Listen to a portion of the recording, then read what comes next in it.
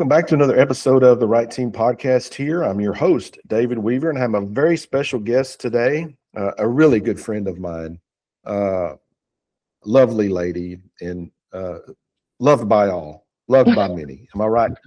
But we have Cari Johnson here, and my gosh, we could talk all day long about shared experiences and family and all that kind of thing. And we may get into some of that here on the show. But Cari, I do want to welcome you to the podcast and thank you for taking some time with us here today. Yeah, thanks for having me. I've been looking forward to this. So Cari is the new executive director. Is that your title? Yeah. Of the Marshall Pregnancy Resource Center. Pregnancy Resource Center. I want to say crisis for some reason, but I know that's not the right term. The Marshall Pregnancy Resource Center in Marshall, Texas. Cari has been on the job now for about a month. Actually, end of October, 1st of November. Okay. So yeah, I'm finishing. You got through the holidays and things like that. Okay. Yeah. Well, we'll get into that a little bit more for of course, the total purpose of our show here today. But I always like to have my guests kind of tell us your background and where you're from and maybe some experiences that led you to where you are today in your current role. So I've been in Marshall since '91. The East Texas, Marshall, Beckville. I moved here when my dad chose ETBU as his next career move. And so been here since '91. I met Philip at ETBU and we married each other. Really good decision. Now that we have 32 years to look back on it, it was a really good decision. We have 7 kids. The oldest, the bookend boys, this last week turned 30 and 13, respectively. So, and I don't know which one is more difficult to process mentally, that I have a 30-year-old or that I'm doing the teens for a 7th time. So anyway, we have you could write a book on it. Right? Well, here's the deal. In '96, I believed I could write a New York bestseller on parenting. And since then, I've been on a steady decline of my absolute inability to know much.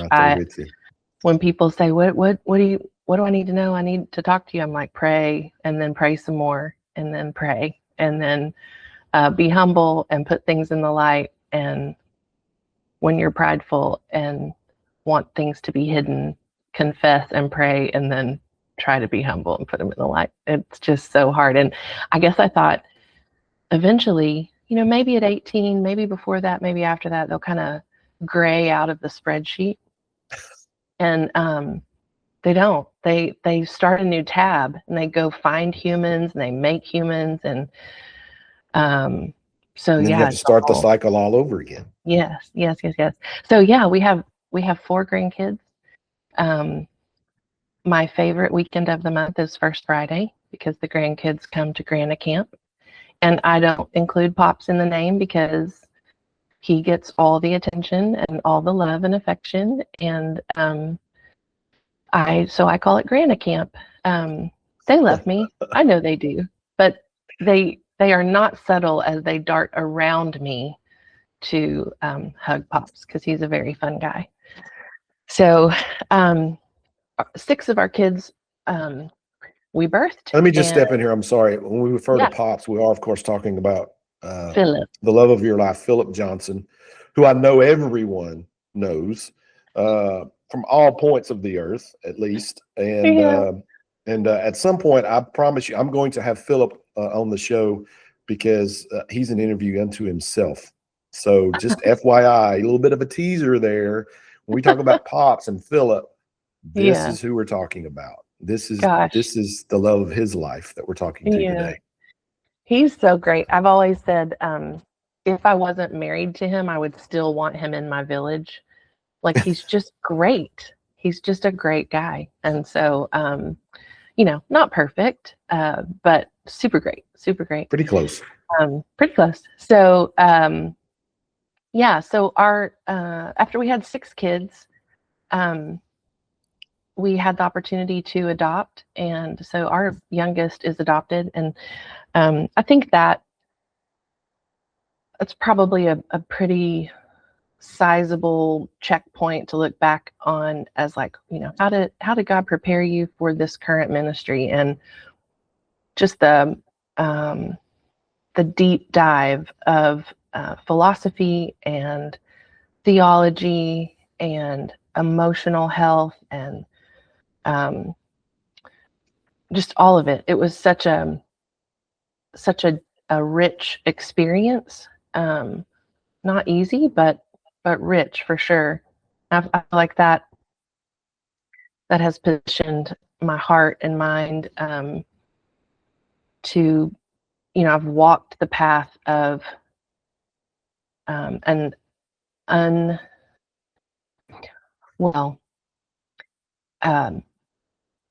his birth mom has publicly, she walks with the Lord now, and it's a wonderful story of redemption, but has publicly on a podcast I listened to, she speaks publicly about being having abortion in her story prior to Asa. And so it's intriguing and fascinating to me that the freedom of choice and decisions and what leads to that, and the Spirit's leadership, and it wasn't an unwanted pregnancy.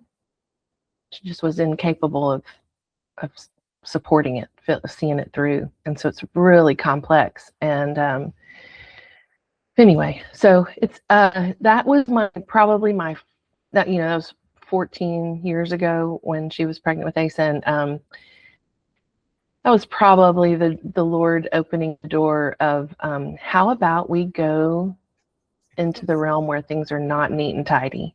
I just have a tendency to almost worship neat and tidy, and thank the Lord He didn't leave me there. And so we just sort of, I had been pro-life. I would say it's the right thing to do for her to have this baby, absolutely. But then what? Like, then what? What happens next? And I honestly, even at that time, without another decade to think about it and process it and be refined, but even then I knew the Lord was like, how about you step out from behind that neat and tidy keyboard where you're saying all the neat and tidy words and roll your sleeves up, and let's find a way to see this through. If you are pro-life, then what part do you play in supporting the life, her life, his life, the way it changed our lives, mostly for good, but anyway, so that was 13-14 years ago. And I'll just interject into that. It was a little bit of a personal interjection into our lives, Jeannie's and my wife and I's life, because I remember exactly when you guys were dealing with this decision of adoption and everything that was going on behind the scenes. We were in at a Celebrate Recovery conference in North Carolina together. And this exact thing that we're talking about, this struggle you guys were being pulled, which way were you going to go? Were you going to step out of that comfort zone? Was played out right before so I will always remember that time and seeing how you guys dealt with that. And just now with everything where we're sitting here today, looking back on it and say, oh, God was working something right in front of our eyes, and you just didn't know it. It was so cool, and it has been cool. That's what I love about being older. Like, I love being older. It's such a good vantage. It's like when you're 20 and you're kind of towards the base of a Colorado mountain, you can say it's beautiful, and you're not wrong. But the higher you get, the more you climb, the more you fall and get back up and climb some more. The view what you can piece together, the panoramic gets wider. And and in our situations, we're always climbing. I mean, even what we're talking about now with Asa and y'all's experience, it's still a journey. You're not there yet. You haven't reached the top of the mountain. No. And I'm like, wow, if I could take my vitamins and make it to 75, then, if this is the trajectory, then that's going to be a freaking blast. Yeah. So you've been here with the Resource Center for a couple of months now, and that in and of itself was a little bit of I'm sure you stepping out of your comfort zone, because you had previously for the last few years been the director of alumni relations out at ETBU, which I know in your family history means a whole lot to you as well. Probably, I would say, at least at the beginning, we kind of feel like, oh, I've found my greener pasture. Yeah. This is full circle. I'm now back to my second home, basically, getting to do all of that at East Texas Baptist University. And then God comes knocking at your door again, right? Yeah. What all went into that decision for you personally to, again, take that step of faith and leave that greener pasture into something a little bit more of the unknown? Yeah. And I don't know if it's so much green pasture, except just known, like, just comfortable and known. It was good. It was challenging work, hard work, meaningful work. And I found a lot of joy in it. But honestly, it was equipping for me. Almost every day of these last 90 days, I've been able to say, oh, I'm glad I did such and such at fill in the blank, either Emmanuel Baptist Church or East Texas Baptist or some volunteer job over the last 30 years.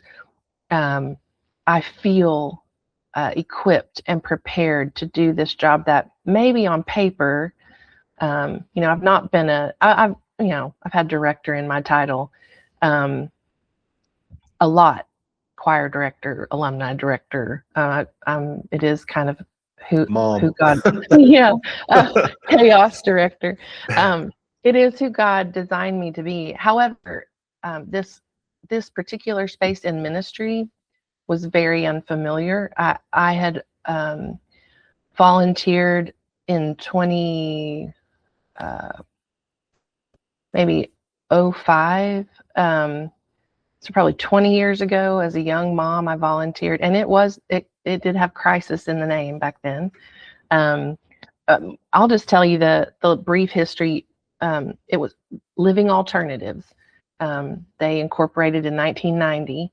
They opened in 1991, which I think it is. I love a good dot connection, and they opened the same year I moved to Marshall. And we've just been coexisting in this community until the fullness of time, I really think.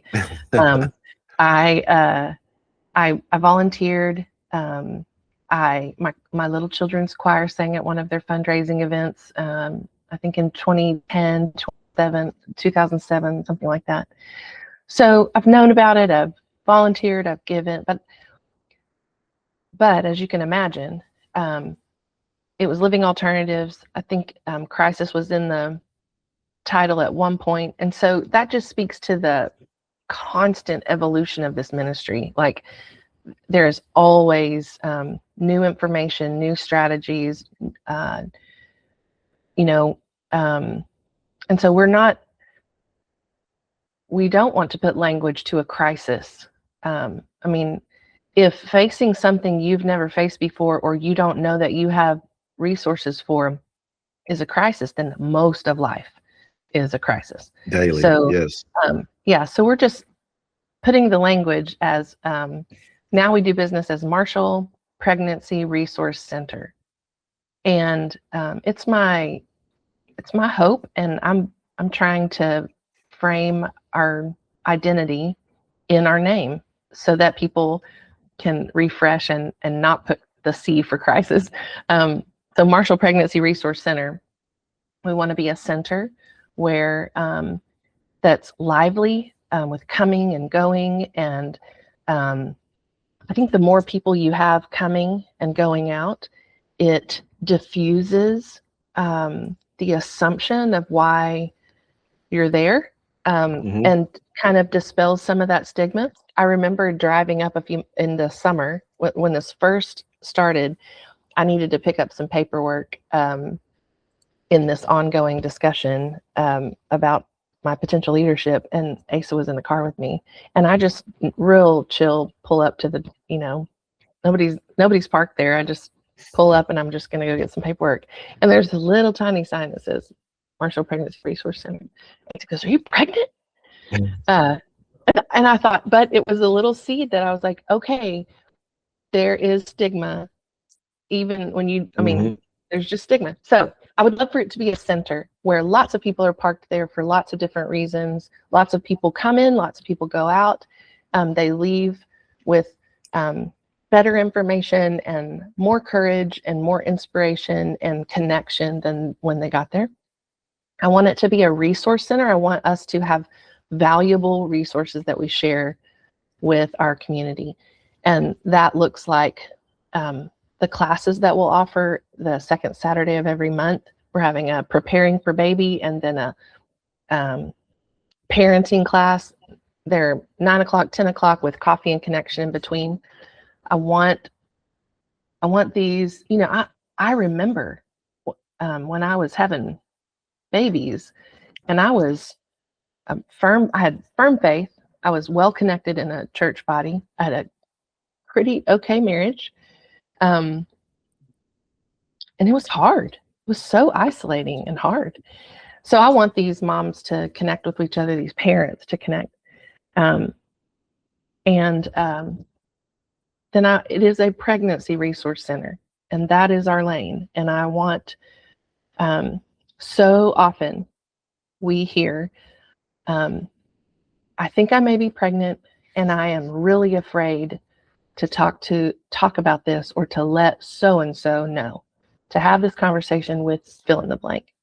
And it could be their parent, their partner, their boss, like it could be anybody, but we hear, the reason I've pushed pause is because I don't want to talk about this. I don't want to say this. I don't want to announce this. I don't want to discuss this. And so if we can create a culture where we speak with freedom and hope about the gift of life and pregnancy, not as a crisis, but as an opportunity to make choices that promote life, then in and out of the church, in and out of the schools, I feel like it's our calling to raise awareness and appreciation for pregnancy and talk about it and not clutch our pearls. And it is happening all around us. And to just, I think it's unwise. Yeah. So. And, I think that's something that, well, men in general, especially men like me who have been raised in a home where, for lack of a better term, things were done traditionally. And when I say that, I mean, every pregnancy was met with bells and whistles and flowers and was perfect and in God's plan, and we praise him when we go to, that kind of thing, right? Which is the way I think it's meant to be in a lot of ways. Pregnancy and babies and having children is biblical and it's perfect in God's plan. But if you live in that world, you don't see what happens when those situations are reversed, and it's not necessarily viewed as a bells and whistles and flowers and kinds of thing. It becomes a real question mark as to a lot of whys and a lot of hows and what is this going to mean kind of thing. And what have you seen just in your limited time there relatively now, as far as that perception goes. Is that out there still? Is that part of a big hurdle that you guys are having to jump, that stigma of this isn't such a good thing, right? Well, it's very, very interesting because there is a boldness in the younger generation that I think the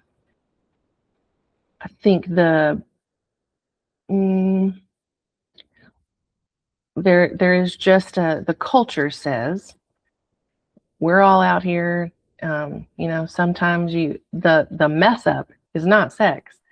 It's the not making sure you can't have sex without having a baby. Like it's been redefined. Right. And that's why, I mean, even for our generation, I mean, we knew people who were having sex outside of marriage, but it wasn't like a boo nanny until they conceive a child. And then it levels up 4 levels. And Right. that's the part. I'm just like, okay, here's the problem. We're living in a broken world. Everything has been tainted and twisted. And I mean, food, sex, childbirth, like it was all designed to be beautiful and perfect, but our world is broken. And now everything can be tainted and twisted. And so, and that's why, like, I would say my number one goal is not the preborn baby. My number one goal is the mom.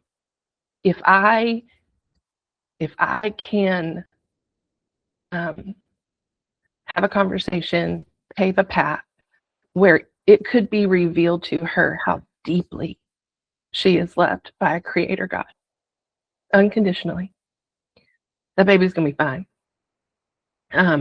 So this is a mission field that I do not know everything I need to know yet, but it is a mission field where there is a different culture, there's different language, different habits, different priorities, different values, completely different to me and how I grew up and the culture I kind of still live in.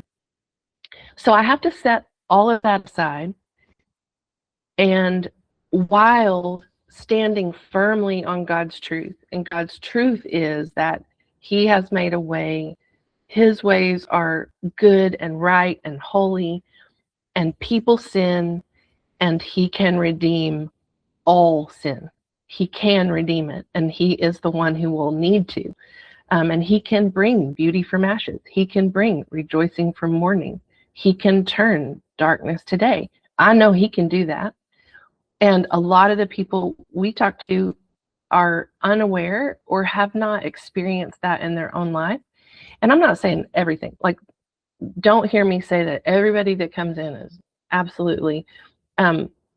Probably a third of the people we talk to, somewhere between a third and a half, claim to know Christ. The statistic that caught my attention was 4 out of 7 men who have an abortion claim to have that week. So we are naive to think that this conversation needs to happen somewhere over in a quiet place. Like, we need to be sharing the truth that God creates life, He sanctifies life, and He provides for life. And that can look 3 different. I mean, you can carry and offer for adoption. You can carry and parent. And we really want to champion marriage. That's a tough conversation because, I don't know what the statistics are, but there's very few television shows and movies where marriage is a premium or a prerequisite. I mean, I've forgotten prerequisite. Just important. Like, if anybody just thought it was great. Yeah. But it is the way that kids can be raised. And yet it's not the only way. Like, there is a way to co-parent, because not every Just because there's a child doesn't mean they need to be married, but there's just a lot of counseling that needs to go into that. Mainly, we were talking about this with our staff yesterday. We want to de-escalate the crisis. Like, nothing needs to be decided today. We have time. There is information to be had. There is no one should benefit from your choice, like politically, financially. Like, you have freedom to make good choices for the most number of people involved. And so I heard that your pregnancy center should present herself, the whole center, the actual, brick and mortar, the decorations, the staff, the sights, the sounds, the smells. Your center should present itself as a calm, wise, confident, gracious woman. Because in a lot of cases, there's no human like that to turn to. And so if our center can present itself in the community as a calm, confident, knowledgeable, wise woman who can be approached, who can be a good listener, who has credible information that's helpful and useful, who is willing to walk with, stay connected to. We were cleaning out files, and there are files of women who have visited multiple times over the last 30 years. We want to keep the conversation going, and it is unconditional. And there's also, I'm learning that there are many, many, many, many. The statistics is 1 in 4 women have had an abortion. And so there is a need in our community for post-abortive recovery. We need to have those conversations, thank God I am not identified or responsible for the choices I made in the 1900s. Like, I've been given grace and mercy and and freedom to move past that and to find recovery. And I want that to be the message that,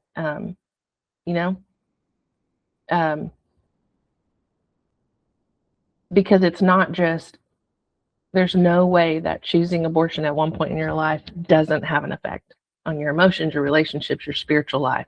There's just no way. So intentional recovery is possible and beautiful, and I want that to be part of our message too. So some very good stuff there. We're talking with Cari Johnson, the Executive Director of the Marshall Pregnancy Resource Center here on the Right Team podcast. So you talk about multiple visits, and I think that may indicate the level of importance for the center itself as you guys. It's not just a one and done thing for some. It's a every single time they need what they need. And there's a stigma also attached with just the idea of a pregnancy resource center. You've kind of touched on it a little bit, when you talk about, oh, are you pregnant? You're going in the pregnancy resource center. And so it lifts my heart to know that, because I know you and I know your family, and I know some of the struggle because we've shared it in many ways. The fact that you now are the one that is kind of standing out front and welcoming these young ladies in the community, in such a way, it's like, it feels like we've got the right person in charge. Not that there was anything in the past, but you know what I'm saying here. I hope everyone understands what I'm saying here. Like Cari is, and hopefully you've been able to see it and hear it on this show. She's going to put everything she has into this, because that's what you do. You know, you get up in the morning, you put everything you have into breakfast, right? I mean, it is. And so those are the kind of people that we need leading these kinds of ministries in our communities and in our churches. And that's another thing for churches. If you're not involved with the Pregnancy Resource Center there in Marshall, contact this lady, because I know she'll find a spot for you or a way that you can help, right? Yeah, yeah. And I would say I'm stepping in to a ministry that is like firmly established. They have had faithful leadership and volunteers and staff for 30 years. Like I said, the needs have changed, and the strategies have sort of, bobbed and weaved along with culture and law. But gosh, when I think that we were looking at a file yesterday that was from 2004, and the mom chose to carry, and I was like, I got chill bumps. I was like, that's a 22-year-old walking around either here or maybe they live in Dallas. Like, yeah, that person is alive and well, and so when you think of planting seeds, they're beginning with Ellie Miller in 1990, who had just an interest. She knew that there was a need, and she talked to her pastor, and her pastor said, well, I guess that's your calling. And then he worked to equip her to open the center. And then the leadership has been handed to many different women. The retiring director had been there for 16 years and did a phenomenal job shaping and framing the board and its relation to the executive director. I'm stepping into a situation that has tons of room for growth, and yet is very stable and firm-footed. And I'm so grateful for that. And yet we can't do, like, I can't do it alone. I'm ready to do all that I'm called to do, but I cannot do it alone. Our ministry relies on resources, spiritual resources. I would say that first. Like, already in these 90 days, there have been times when I've reached out and said, would you please pray at 10 o'clock? Would you please pray, for this specific thing? And then I just watch God do it. And even better than that, something random will happen, and I'll go, that's kind of curious.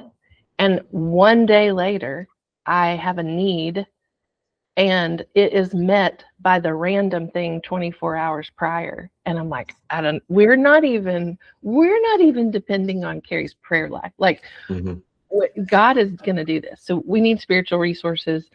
We need tangible resources. Like, we want to grow. We want to offer more services. This ministry has been wanting to go medical and add ultrasound for years. And it is a sizable task. And there are lots of pieces to it, and yet it can be done. And I know that there's probably, they have taken measures. It's like we've taken 2 kangaroo steps, but I'm ready to run and get this handled. And I do think that I'm wired. I am a systems thinker. You tell me what needs to happen and who we have to do it with and the resources we have to do it with, and I can and that's all I do. It's what I do. It is just how God has wired me. So I think I'm ready. But even no matter how badly I want to do that, it is going to take resources. We have been given an ultrasound machine.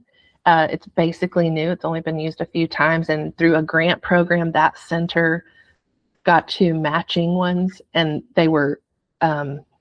they communicated, and this one was kind of oddball out. And so even though it was basically new, they wanted to give it to us. We have. Let's just do you have any statistics or anything that supports the idea of the importance of that ultrasound Yeah. in this decision-making process? I don't want to say the statistics because they're probably not current, accurate. However, what makes me angry now that we're talking about statistics, if you Google how does seeing an ultrasound image affect a birth mom's decision making to carry or abort? It is, well, it's incorrect. The Google response is something very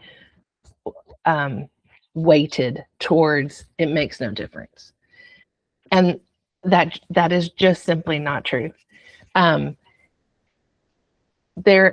don't have the statistics, but I was able to go to a retreat with 45 other CEO, executive directors of pregnancy centers in Texas, and all of them have overflowing amounts of testimony.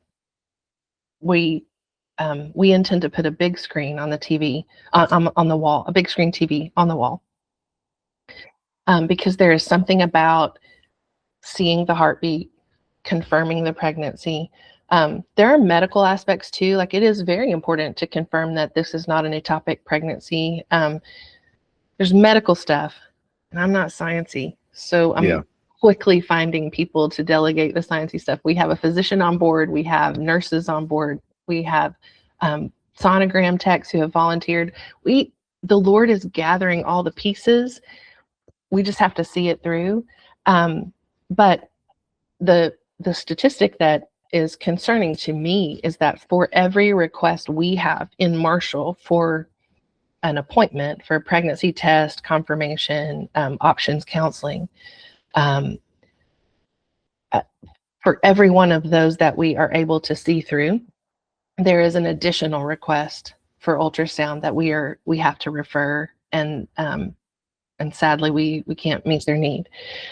And so I believe to the core of my being that this needs to happen and that we can make it happen. So I think it's going to take spiritual. I really do think, I'm confident that the villain in our story absolutely wants no part of this to happen.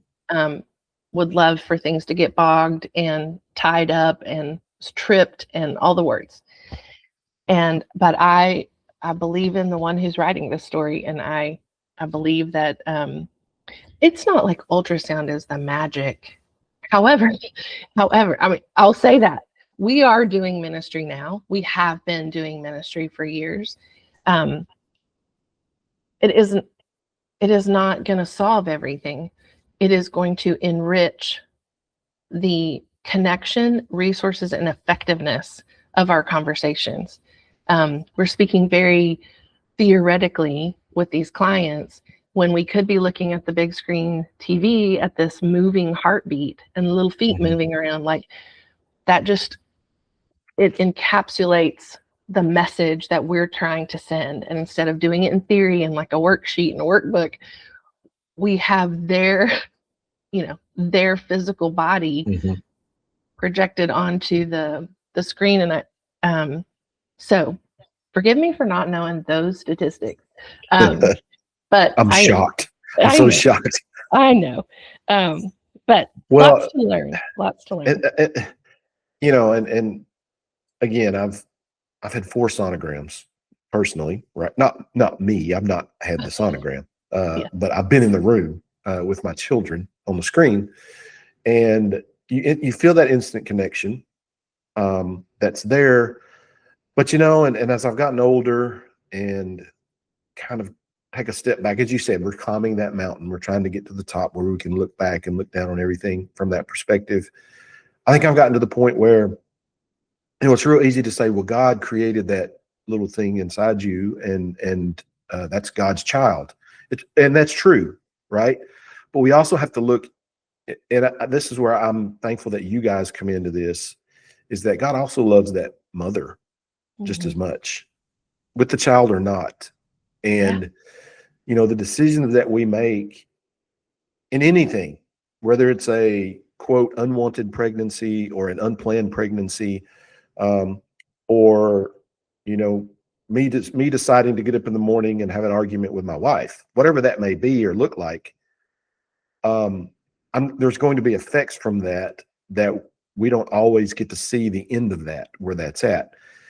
And and in your own life, and again, we're picking on little Asa here, but who knows where Asa would be right now if God didn't work this plan out, right?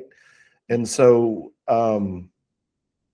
we don't know what tomorrow holds, which makes the decisions that we make even more important today. But it always has to be taken in the context of, this isn't just about the little baby, it's about the mom too, because years from now, you're going to have to live with whatever decision that you make, but it has to be taken in the context that God loves you. Yeah. Right? He loves you before this. He's going to love you after it.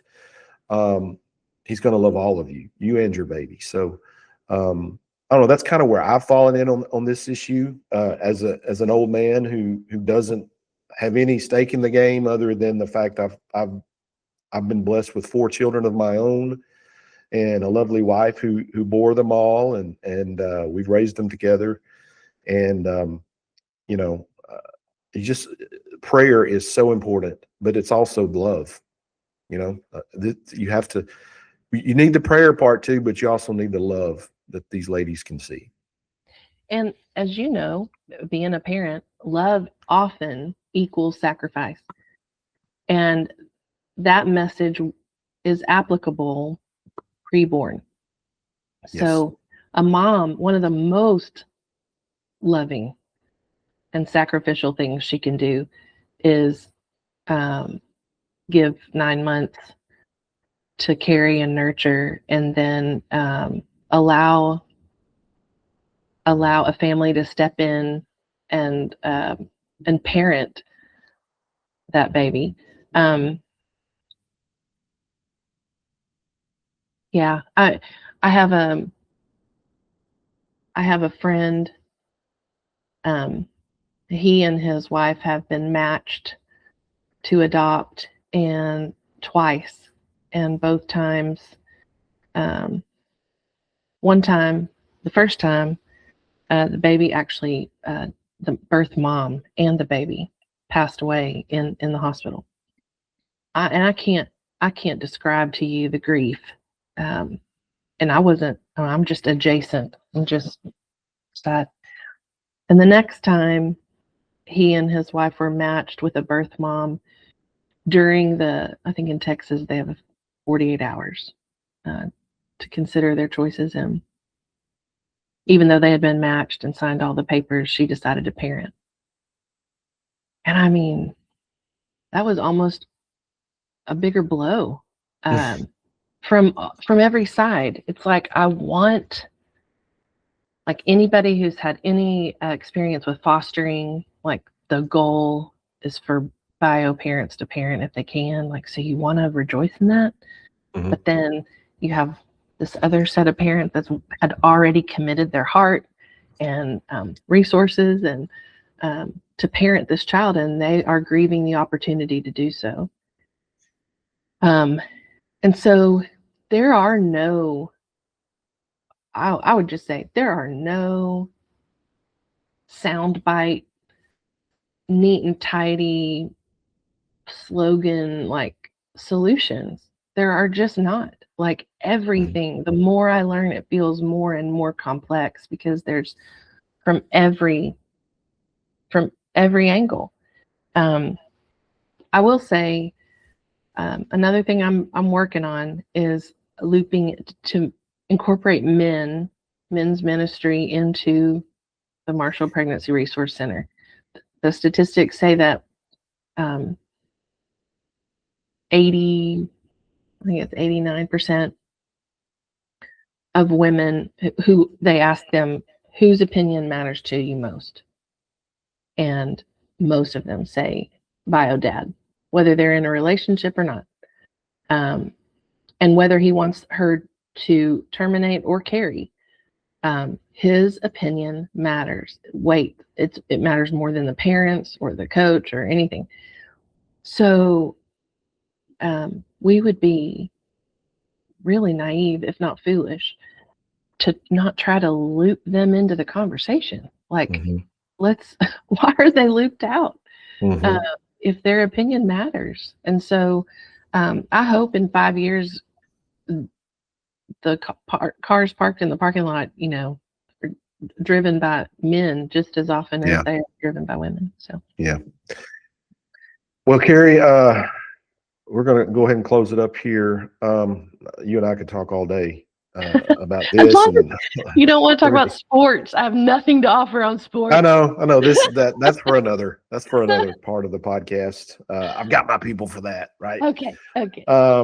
But we have been talking about the Marshall Pregnancy Resource Center here on the Right Team podcast. And I have my good friend and the executive director of the center, Miss Cari Johnson here. Before we let you go, what do you need most if this was Christmas and you had gifts under the tree for the Pregnancy Resource Center? What would be the one gift you would love to open most, or maybe the top 2 or 3? Yeah. Oh my gosh, this is gonna be crazy. And by the way, we're going to put the website for the center and the phone number so here on the video. So we'll share that with you guys as well. Gosh, if I could open a gift, we have a faithful few churches who support our center monthly, and they have been doing so for years. And I am so grateful. They have made everything possible. But the number is a couple handfuls.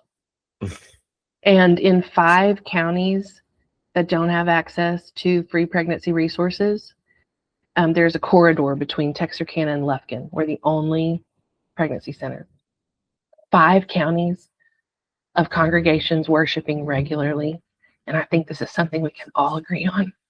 And I just wish, if it was 0.01% of their budget, if I could open a gift, I would open it and it would say, every church in the community is going to give $1 at least, is going to give something. Just think of the difference your congregation could make in that.